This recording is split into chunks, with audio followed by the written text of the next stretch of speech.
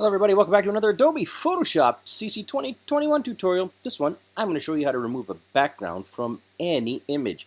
As you'll see here, we've got a picture of a shoe with a transparency in the background. That's what those white and gray squares represent, or rectangles.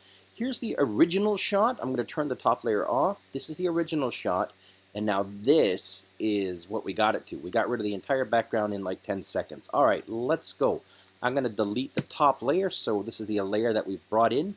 The first step, if you're following along, you want to create a second copy, so drag and drop it onto the plus sign at the bottom right here. There's a little icon.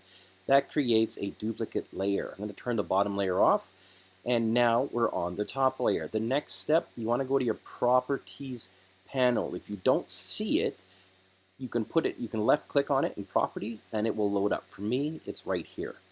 Make sure you got Properties open, and there it is. Remove background. Voodoo, guys. That's it. That's all there is to it for creating removing a background. I will show you one last technique just to add a few seconds in here. If you don't get all the information or something doesn't come through, you can add in the background by doing this. You want to click on the mask, as I am here. Go to your paintbrush, select your brush, select tool. I'm going to go with a flow of 100% because I just want to show you the technique, although it would usually be a little lower. Make sure your foreground color is white, and now watch.